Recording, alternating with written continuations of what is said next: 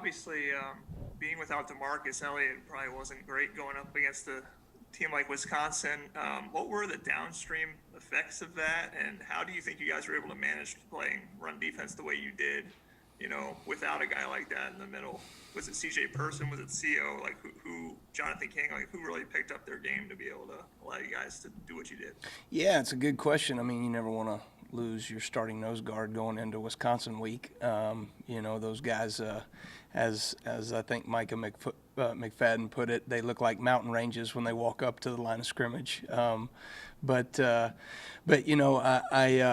really just impressed with a number of guys. It was certainly a collective effort to stop the run defensively. Probably the guys that most excited at, CO was able to step in, and I thought he just played so physical and so hard against some of their guys that, they had some counter back blocks and a one-on-one with a guard. And I mean, he's just, throwing people around in the interior.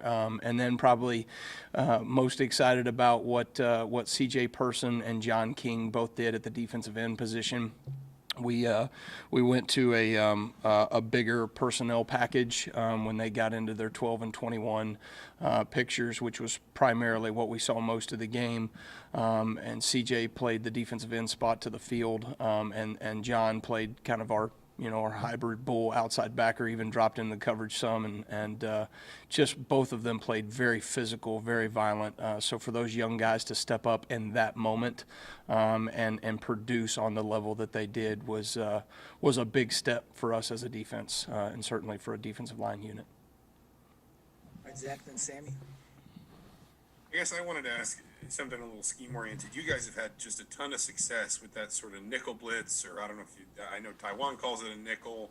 In your mind, it might be more the Husky. What's the key to disguising that? Because I imagine once you put something like that on film a little bit, teams will maybe start trying to key on it. But yeah, it's been kind of week after week. You've been getting good rush off that. What's the key to maybe disguising that in a way that teams just continue to kind of struggle to pick it up? Yeah, I mean, a lot of it's timing and pictures, you know what I mean? Understanding and getting a feel for when teams take shots. There were some tendencies that we had against Wisconsin, and once they crossed the 50 and got in a certain formation, we knew what they were going to do, and so we just rolled with it. He was at the corner position, actually, whenever he blitzed there, which is kind of fun. He blitzes from a lot of different places, and we bring pressure from a lot of different, in a lot of different ways with a lot of different personnel. He was not playing the nickelback position, as he calls it, all the time, but whether we call it the Husky or whatever. But, I think a lot of it is timing, and I think a lot of it is our guys, the back end disguise. If we can show a certain look on the back end, there are certain alignments that you run defensively that basically, an offensive lineman and a quarterback are not going to anticipate a corner fire. And I think that's something that we've done a really good job of this season, is we show pre-snap alignments on the back end that would indicate that this player's not going to come, but maybe these two players will. And then we bring the player that they're not expecting. And so that takes a lot of work, and it takes a lot of discipline on the back end. And I think, sometimes we just credit the guy that made the sack. But often this season, probably more than any other season I've been a part of, it's been a collective effort of pre-snap confusion that has allowed for a lot of these pressures to get home. All right, Sammy, then Rebby. Good afternoon, Coach. Hey. Going up against Purdue, you're going up against Rondell Moore, Milton Wright, and David Bell. What is the key to success for your defense against that passing attack? Well, I think it's a collective effort. Like we talked about, I think, when you play a team like that that's as dynamic as they are in the passing game, I think what their coaching staff does is a phenomenal job in terms of finding ways to get their players the ball in space. A big piece of what we do is we got to win some one-on-one matchups, and we also got to do a great job of rallying to the ball, and making tackles in space. So, a lot of times you make this out to be a scheme game, and there are a lot of things schematically that both sides of the ball are going to try to do, and we've gone against each other for a number of years now. and I think I talked about this last year, their system versus our system, it goes further back than just the bucket week rivalry. And so there's certain schematic things that we want to try to do and create some confusion on the back end.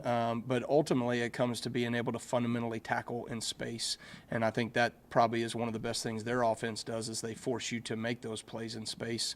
And we got to be up to the challenge. So something that our guys take personally and are ready to go do what they need to do to win this game. All right, Rabbi. Hey, Coach, I wanted to get your thoughts on three guys who have played pretty well for you defensively. Taiwan, Mullen, Micah McFadden, and CO. Yeah, each of those guys, obviously, you think about the game of football. Coach Peeps and I were talking about this a while back, that, each of these positions on the field, right, make up part of the 11 members of the Swarm D, and yet their jobs are often so different on any given play, right? So perfect example, what CO has to do in a given play versus what Taiwan Mullen may do is different. But I think we've got a group of guys that accept their roles, and they have bought into what it is that we're trying to do defensively, and certainly from a team culture standpoint.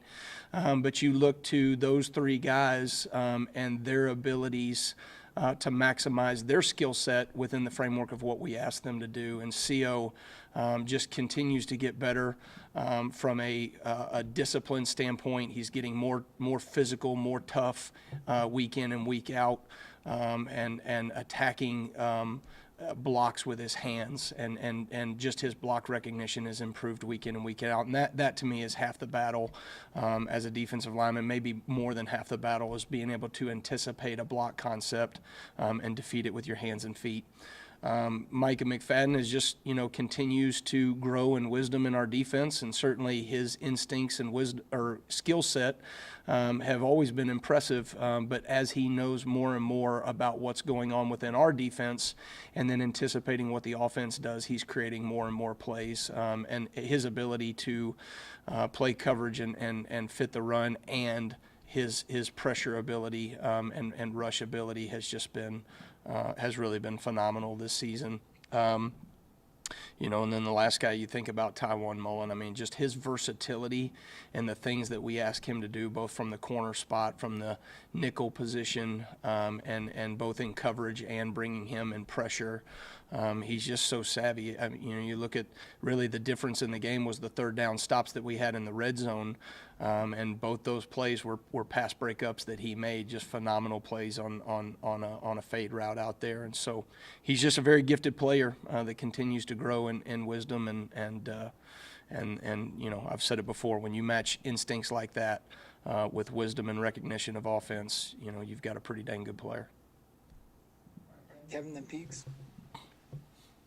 Yeah, Coach, following up on Micah, given his football IQ, is he a guy that maybe sees things during the game and makes suggestions on the sidelines, and do you kind of follow it, or what's that kind of back and forth like during the game in terms of the defensive play? Yeah, it's really the exciting thing about growing with these guys defensively. There is a lot of communication that goes on in between series. Our guys see things differently now. They understand the framework of our defense. They understand what we're trying to do conceptually, and certainly situationally as well, right? What we want to run conceptually within the situation, third down, red zone, whatever it may be.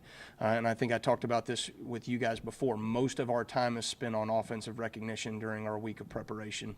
And our guys, particularly at linebacker, they do their homework, they study film, and now they are starting to anticipate things. I think probably one of the most exciting things in terms of what we were able to do from a run fit perspective against Wisconsin was there were things that we saw they got in different formations to get to the same type of run. Our guys recognized it, adjusted over and over again in the game as they tried new things, and we were able to get that adjusted on the sideline and get it fixed immediately in the next series. And when you can start doing that and taking away people's answers in the middle of a game like that, that makes you pretty dangerous defensively. All right, Peaks, and then Matt Weaver. Coach Allen brought up or singled out Javon Swanson's leadership on Saturday. How did that manifest itself on the field? Was it on the sidelines or during the game? Certainly an older player that's been in big moments like that in high school and in college, and what his career at Stanford, and obviously they got a great program there. I think, his encouragement to the sideline, his locked-in focus, his ability to truly engage other players on the field in terms of both encouragement and talking through what he saw and what they saw. Just really pleased with the team player that he's become, and a guy that just, to come in from an outside program and to have some selflessness about him and the way in which he is bought into what we try to do here at Indiana is a perfect example of LEO, and I thought he lived that out well on Saturday. All right, Matt, last one for Kane. Hey, Coach. We play a team, Jeff Brom's a guy, him and his brother run the offense, and they've been known to do some kind of trickery in the past. I don't know how much they've done it this year. I know you can't spend a ton of time on it during the week, but is it something that you go back and look at so you're ready? Because obviously this is kind of their bowl game. They have nothing to lose. They're probably going to throw the kitchen sink at you. I mean, how much time do you spend on it, and how much do you talk to your guys about it? Yeah, it's something we certainly spend a lot of time and try to anticipate what they do. They've always thrown the kitchen sink at us one way or another, so I don't imagine this week will be any different. Our preparation is holistic in terms of we want to show our guys, from a tendency standpoint, all the different things that they're trying to do. We can't show them everything, but tricks and specials and things that they do have always been a part of their offense, and so that's something that we have to show our guys. As you get better as a coordinator, you start to anticipate some of the things that they do off of plays that they have already shown, based off of what you do defensively and what their identity is as an offense. You can start anticipating some of those things, and that's something that just comes with time and wisdom and understanding your defense better, and certainly your opponent. All right, thanks, Kane. All right, thanks, guys.